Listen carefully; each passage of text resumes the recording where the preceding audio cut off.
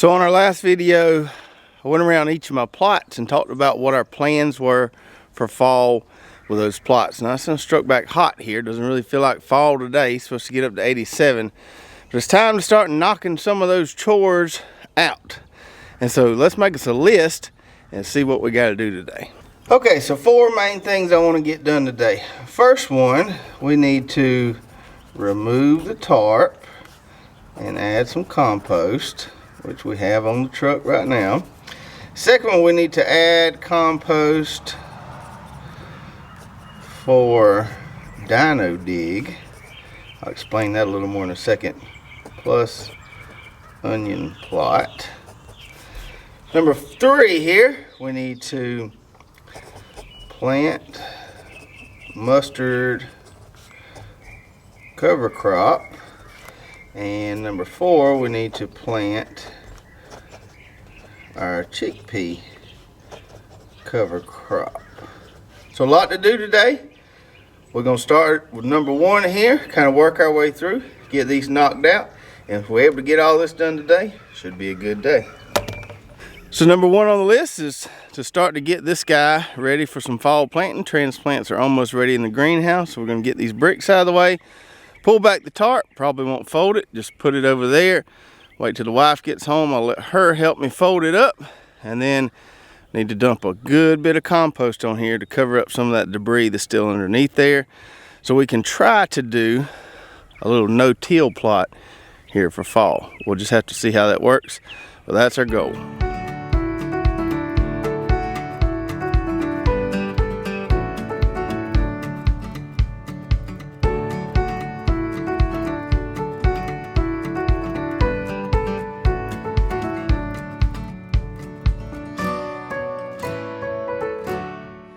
And the tarp is off. You can see here we still got a little bit of plant debris from them iron clay peas laid on the ground there. The goal is just cover that up with compost and let it continue to break down. When you're tarping like this, if you live in the south where we have fire ants, you do get a few little fire ant beds. They're not many. I just noticed 1 or 2 or 3, but fire ants don't like disturbance. And so once we start working in this plot, they'll usually go away. But that's why they're here, because this tarp has been on this plot for about 4 to 6 weeks now. So no disturbance, and that means you get a little fire ant bed every now and then. Not a big deal. You can kick it, or just kind of, once you get in here and get a little foot traffic on the plot, they will go away. The soil in here has stayed pretty nice and moist. Probably had something to do with all them heavy rains we had from Sally. You know, water was able to get underneath here. I did a little shovel dig here just to show you kind of the soil profile.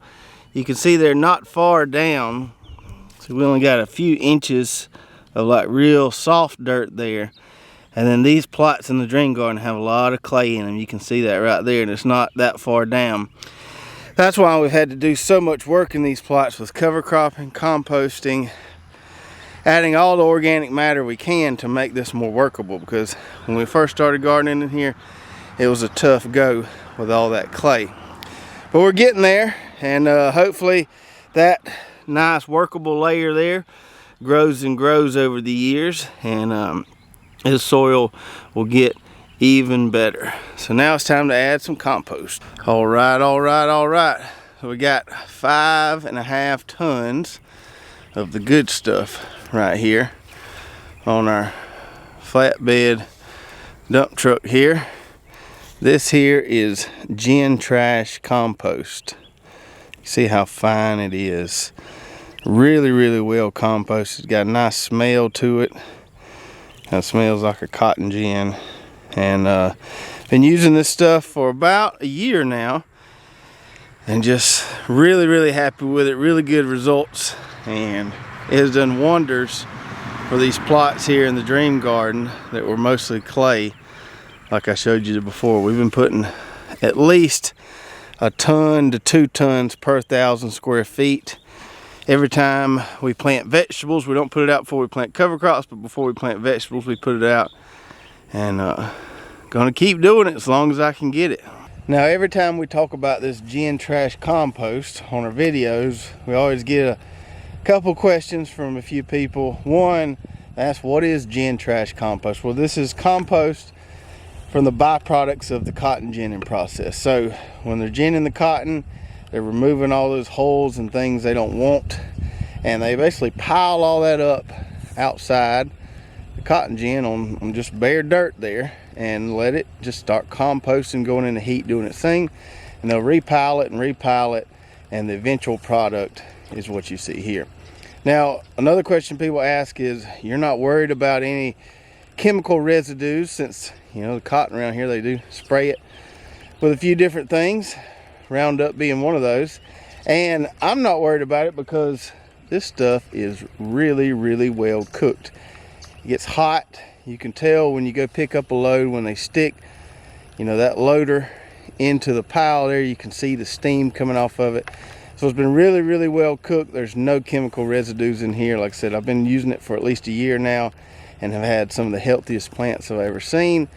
No evidence of any chemical left over in this stuff. It's just good stuff. So like I said, I got 5.5 tons here, which is all that truck can handle.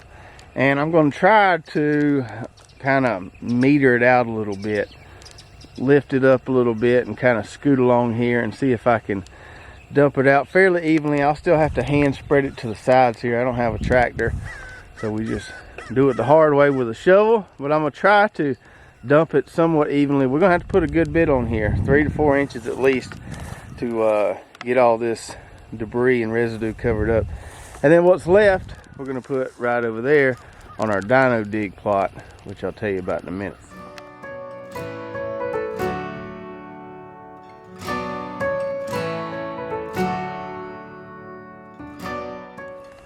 Well, I didn't get that load split in half quite as perfect as I wanted it to. It looks like I got about 3.5 tons there, and only about 1.5 over there in that other plot. But I knew I was going to need more here because I'm trying to cover up all this stuff and we're not going to till. Whereas over there where we're going to plant onions, we are going to till. So anyway, not a big deal. I might go get me another load this afternoon, add a little more to that plot. But we'll get this spread out here this afternoon. Not going to do it right now. And just let it sit for another couple weeks until we're ready to put some fall transplants in the ground. We're just going to cover this up with this good stuff here, and hopefully all this down here will continue to break down for us. Now, I should mention that what I'm doing here is not what I would consider a true no-till system. Even once I get this compost spread, I'm still going to have to go in there with my wheel hoe and my plow set so I can bury my drip tape, and then we'll still use the wheel hoe to cultivate between the rows as these plants grow. But I'm not using a tiller in that sense, so it is no-till somewhat. I would probably consider it minimal till, because we're not going to mulch this area and just have zero disturbance there. We are going to, you know, use our method of frequent shallow cultivation to keep any weeds that may arise at bay, and we got to make a furrow to bury our drip tape because it just works so much better when it's buried. So not true no-till, but some semblance of it here is what we're giving a try. Now this plot here, which I referred to as the dino dig plot earlier, is where we're going to be planting all our alliums. I got some onions that are close to being ready in transplant trays. We'll put some elephant garlic in here, lots of different onion varieties. But before that, we're going to have a little socially responsible birthday party for the kids out here, just a few folks over this weekend if it don't rain, and we're going to have this little dino dig. We scavenged up some cow bones from some friends, and I'm going to put that compost out here, spread it out, till this up. We're going to bury some of those cow bones and let the kids hunt for dinosaur bones. There should be some good little outdoor fun there. And then once that's over with, I'll probably smooth it out again, and it'll be time to start getting some alliums in here. We'll put drip tape in here and get these rows in here about 3 feet apart.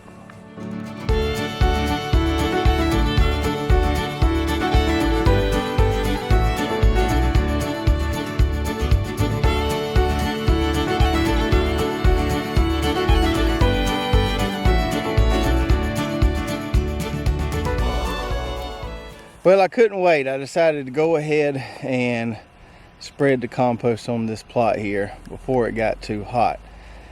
That about wore me out. I'm not used to spreading that much by hand at one time. Usually I only put a ton and a half on these 30 by 35 plots here in the Dream Garden. That was 3.5 tons, so whew, it about got me, but we got it done. We got it out there thick.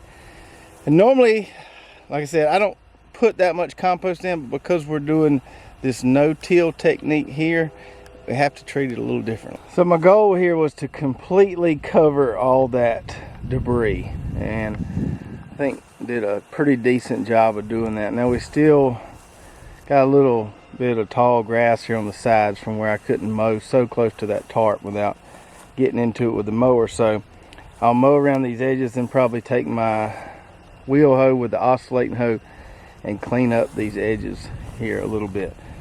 But the reason we had to put it so thick is because when I come in here with my plow set to lay my drip tape, I don't want to be getting into some of that pea debris if it's still down there, if it hasn't broken down yet, because that's just going to make it difficult to lay my drip tape and all that. So I had to lay it thick enough so that my furrow doesn't reach down into that debris and then start, you know, pulling it up to the surface, and then my drip tape layer probably wouldn't work as well. So that's why we put it so thick, and we'll just have to see how it works. We're going to compare this plot here where we're not going to till it to this plot here where we're going to put some more compost. I had to take me a little break after spreading that. I went and got me another load to put more here.